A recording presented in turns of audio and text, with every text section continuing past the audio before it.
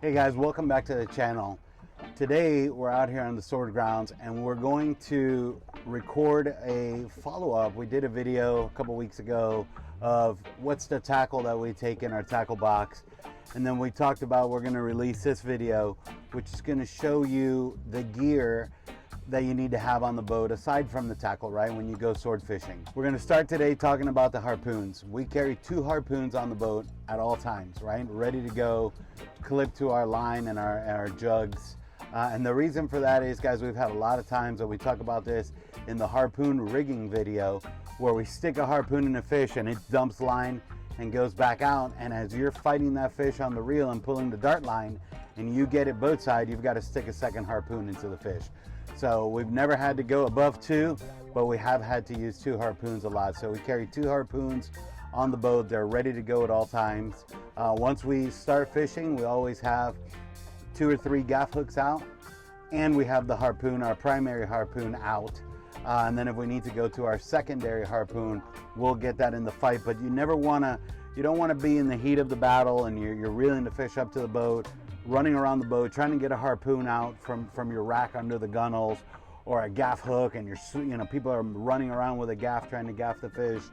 That can turn into a very dangerous situation real quick if you accidentally stick somebody on the boat. So we like to have it out ready for safety, and it just goes a lot smoother when you're fighting the fish. We also carry 4 gaff hooks on the boat at all times, and I'll tell you, we've got our favorite gaff hooks that we use are Stan's from Nick Stanczyk, and these are excellent, indestructible gaff hooks.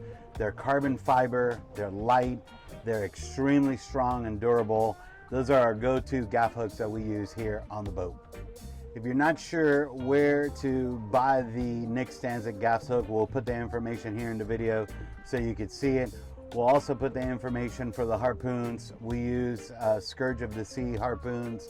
They're up in the Northeast in Connecticut. We'll put their information here as well. If you want to order it, they can ship it right to your door. Give Captain Mike a call. They've got excellent service and they'll take great care of you.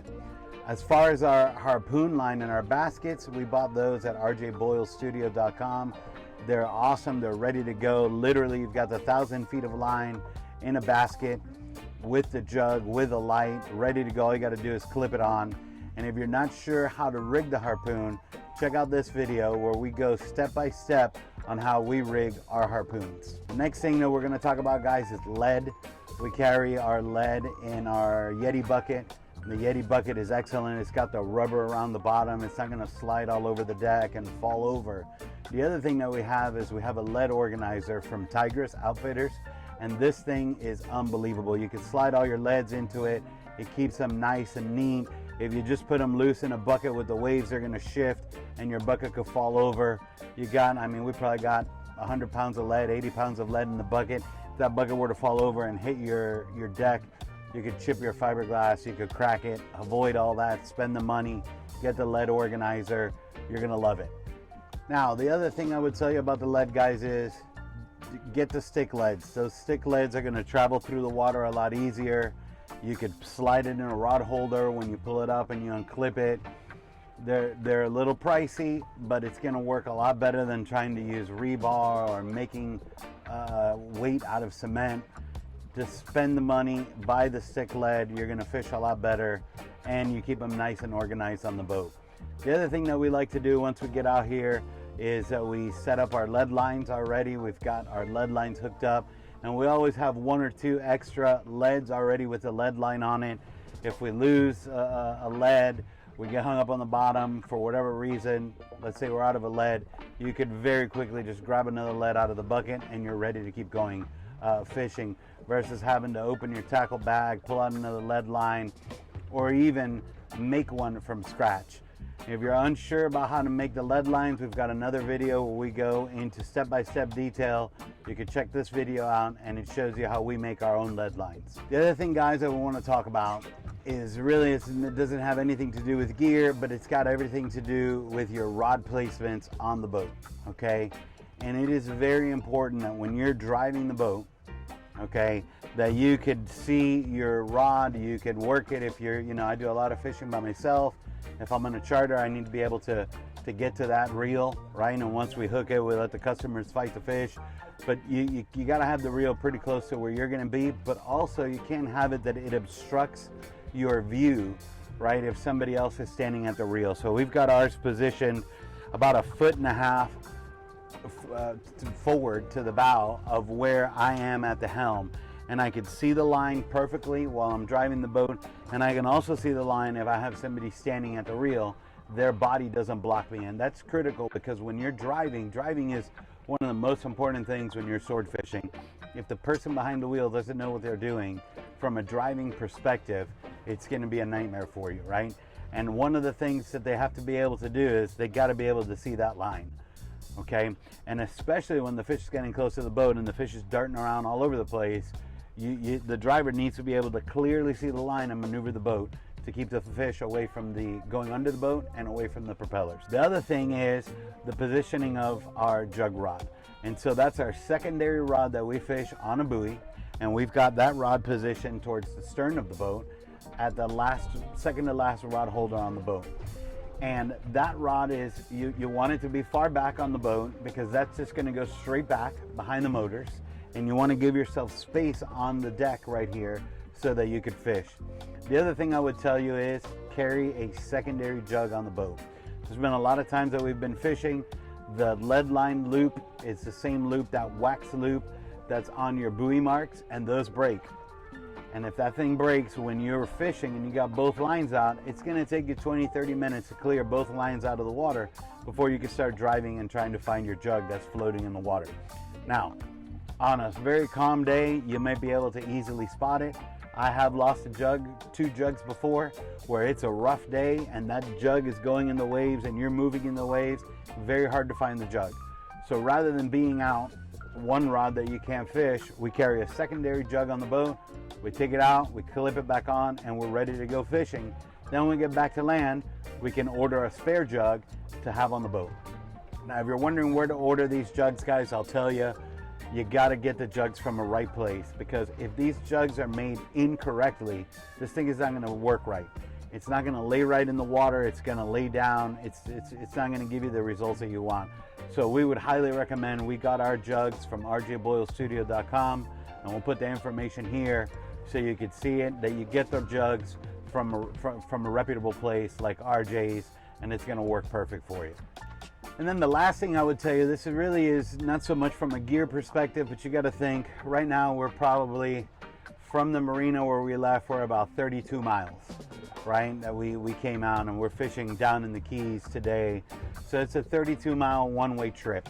And I would tell you, you got to carry a lot of ice, okay? We carry anywhere between 400 to 600 pounds of ice in our fish box in the front of the boat when we're out here fishing and we catch a swordfish.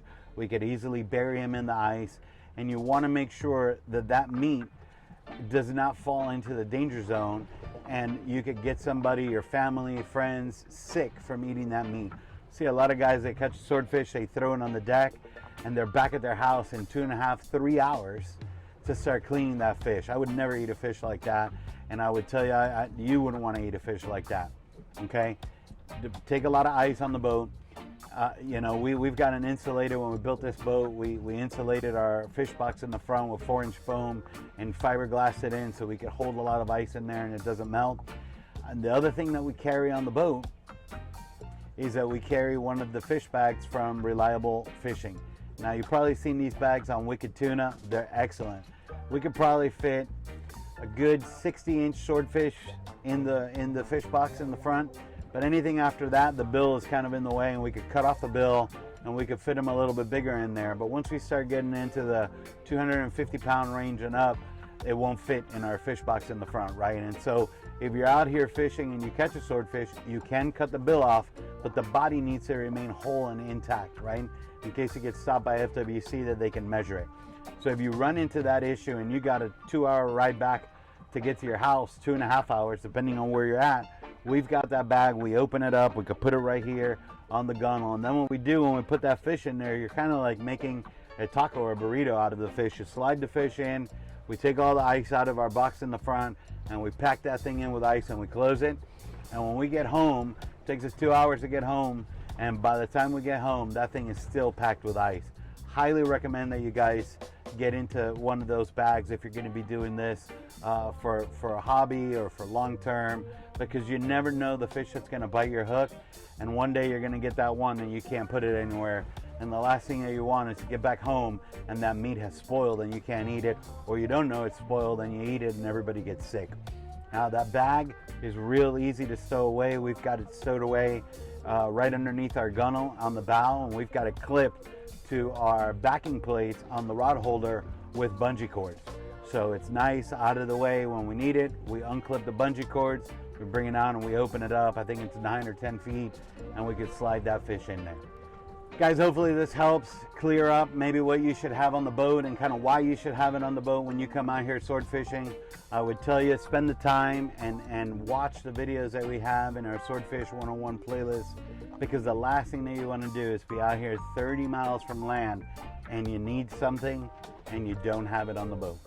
There's no place to get it out here, and it could impede your day of sword fishing, and you spend a ton of money on fuel, ice, food, drinks, gear, bait, to come all the way out here and have to cut your day short.